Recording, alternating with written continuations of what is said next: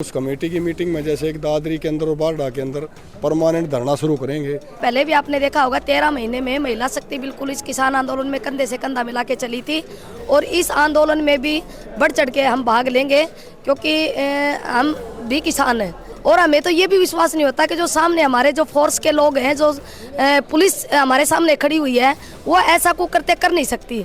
हमें ऐसा लग रहा है कि उस पुलिस फोर्स के अंदर भी कुछ आरएसएस के गुंडे घुसे हुए हैं। अगर सरकार नहीं मानी और ऊपर से जो भी आदेश आएगा तो लोग यहाँ तैयार है और पिछले 13 महीने जिस प्रकार से आंदोलन लड़ा गया था उसी प्रकार शालीनता के साथ इस आंदोलन का लड़ा जाएगा। किसान आंदोलन पार्ट 2 शुरू हो गया है। बॉर्डरों पर किसानों के साथ हो रहे बर्ताव को लेकर आज फोगाट खाप के जो प्रधान बलवंत नंबरदार हैं उनकी अध्यक्षता में सरव खाप महापंचायत का आयोजन किया गया और इसमें कई सामाजिक संगठनों के साथ साथ किसान संगठन भी शामिल रहे हैं। क्या निर्णय लिए गए हैं? हमारे साथ फोगाट खाप के प्रधान हैं। प्रधान जी, किस तरह के क्या निर्णय लिए गए हैं? आज खाप जो पंचायत हुई है उसमें क्या आपका वो रहा है? आज की जो पंचायत थी पूरे जिले चरखी दादरी की, वो किसान आंदोलन का जो पार्ट 2 शुरू हुआ उसके विषय में थी कि भाई आंदोलन को कैसे मजबूत किया जाए, कैसे आंदोलन की रूपरेखा तय की जाए।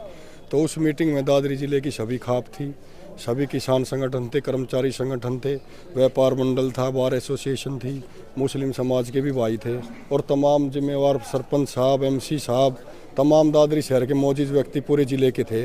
तो आज की निर्णय सभी भाइयों से रायशुमारी करने के बाद सभी खापों से, सभी किसान संगठनों से निर्णय, एक तो भाई जैसे दादरी जिले की एक कमेटी बनाई गई है, उस कमेटी में हर खाप से, हर किसान संगठन से, हर व्यापारी, हर एक संगठन का आदमी उस कमेटी में लिया है और उस कमेटी ने ये निर्णय लिया। इस कमेटी की मीटिंग पर शो करेंगे हम। तो उस कमेटी की मीटिंग में जैसे एक दादरी के अंदर और बारडा के अंदर परमानेंट धरना शुरू करेंगे, वो जगह हम निश्चित करेंगे कि कहाँ करना है। सागवान खाप के भी प्रतिनिधि हैं। आप क्या मानते हैं पार्ट 2 जो आंदोलन शुरू हुआ है और किसानों के साथ बॉर्डर पर किस तरह का बर्ताव हुआ है, आगे कैसे बढ़ पाएंगे? आगे उसी विषय के लिए आज ये पंचायत थी दादरी डिस्ट्रिक्ट की। आगे इसमें विचार विमर्श किया जाए। हम आगे बढ़ने के लिए कोऑर्डिनेटर कमेटी बनाई गई है और विलेज वाइज कमेटी बनाएंगे और फिर इसका सारा रूप तैयार करके और धरने की जगह फिक्स करेंगे या जो एसकेएम का कोई ऊपर से जो आदेश आएगा उसके हिसाब से काम करेंगे। महिला नेत्री हैं, किसान नेत्री हैं, क्या मानते हैं? किसान आंदोलन पार्ट 2 शुरू हो गया है। बॉर्डरों पर जो किसानों के साथ बर्ताव चल रहा है, सरकार से वार्ता भी हो रही है, तो कहीं ना कहीं लगता है कि ये मामला सुलझ पाएगा? हाँ जी, बिल्कुल। देखो, सरकार तो इसको सुलझाना नहीं चाहती, लेकिन ये जो किसान आंदोलन पार्ट 2 शुरू हुआ है, पहले भी आपने देखा होगा 13 महीने में महिला शक्ति बिल्कुल इस किसान आंदोलन में कंधे से कंधा मिला के चली थी और इस आंदोलन में भी बढ़ चढ़ के हम भाग लेंगे क्योंकि हम भी किसान हैं।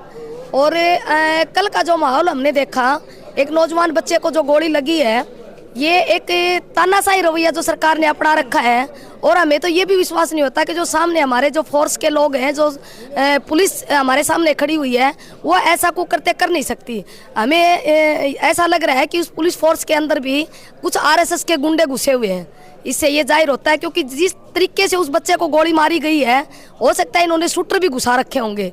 तो ये मतलब एक तीर से 2 शिकार करना चाहते हैं। पुलिस में भी हमारे ही बच्चे हैं और किसानी की तरफ खड़े हैं, वो भी हमारे ही बच्चे खड़े हुए हमारे। आप क्या कहना चाहोगे किसान आंदोलन को लेकर? देखिए, किसान आंदोलन के पार्ट 2 की अभी तो शुरुआत है। पंजाब से जो किसान चले हैं, जिस प्रकार का निर्दयतापूर्वक व्यवहार इस सरकार ने किया, और ये सिर्फ ये नहीं मानते कि यहाँ की सरकार का, क्योंकि केंद्र सरकार का इशारा है। यही वजह है कि जब हाई कोर्ट को ये टिप्पणी करनी पड़ी कि किसान जो शांतिपूर्वक ढंग से दिल्ली अपनी जायज़ मांगों को लेकर जा रहे हैं तो उनको जाने दिया जाए।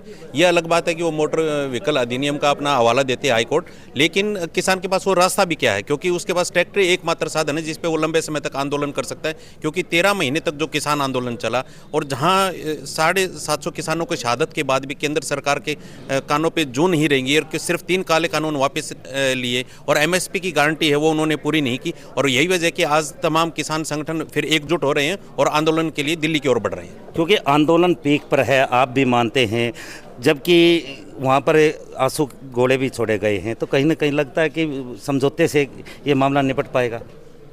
सारे मामले समझौते से मिटते हैं जी। वैसे जो है ये भी सरकार गलत कर रही है किसानों के ऊपर, ऐसा जो है वार नहीं करना चाहिए। अन्नदाता हैं, ये भी हमारे देश के ही किसान हैं। क्योंकि सेंट्रल गवर्नमेंट ने तो समझौते के लिए बुलाया है किसानों को। नहीं, वो तो गवर्नमेंट ने बुलाए तो 5 बार गए हैं, और अब भी जो सर है जो समझौते के लिए बुलाएंगे तो भी जो है ना किसान तैयार है बातचीत करने के लिए। और तो आप क्या मानते हैं कि ये पूरा जो आंदोलन है ये खत्म हो पाएगा या आगे बढ़ पाएगा? सरकार की अगर मंशा ठीक रहेगी तो जरूर सुलझ पाएगा। सरकार तो बोल रही है ना कि वार्ता के लिए बुला रही है किसानों को। नहीं, वार्ता बुला रही है, फिर टरका देते हैं ना। वार्ता के लिए कॉल करने से क्या होता है, जब मन से अंदर से बात जब मानेंगे जब बात बनेगी। जब यही मोदी जी हैं, राज आने से पहले जब मनमोहन सिंह की सरकार थी, जब उस डेपुटेशन उसमें कन्वर्सेशन में शामिल थे, ये मीटिंग में इन्होंने ही एक एमएसपी की मांग उठाई थी और ये एक बात कही थी। और आज जब हमारा आएगा तो भारतीय जनता पार्टी इस बात को एमएसपी को लागू करेगी। आज जो पंचायत है वो उसमें कहीं ना कहीं आंदोलन आगे बढ़ाने पर विचार हुआ है या कुछ? बिल्कुल, आप बिल्कुल, अगर सरकार नहीं मानी और ऊपर से जो भी आदेश आएगा तो लोग यहाँ तैयार है।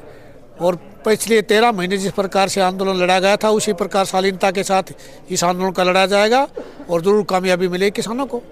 देखिए, ये किसान संगठनों के साथ साथ जो खाप जो प्रतिनिधि हैं वो यहाँ पर महापंचायत में पहुँचे थे और इनका स्पष्ट रूप से ये कहना है कि चरखी दादरी में जो महापंचायत हुई है उसमें आगामी दिनों में एक कोऑर्डिनेशन एक कमेटी बनाई गई है जिसमें खापों के साथ साथ किसान संगठनों को भी उसमें शामिल किया गया है।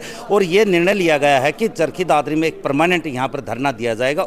और साथ के साथ खापों का ये भी कहना है कि अगर उनको ज़रूरत पड़ी तो वो बॉर्डर पर भी कूच करने को तैयार रहेंगे। और ये भी कहा है कि किसान संगठनों को एक होकर अगर आगे बढ़ना है किसान आंदोलन तभी इनका सफल हो पाएगा। ये तो अब आने वाला समय ही बता पाएगा कि चरखी दादरी के जो खापों द्वारा यहाँ जो निर्णय लिया गया है वो पूरा हरियाणा में किस तरह आगे बढ़ पाएगा और किसानों की मांगे हैं वो सरकार द्वारा जो भी वार्ता होती है उससे पूरी कर पाती है या नहीं, ये आने वाला समय ही बता पाएगा।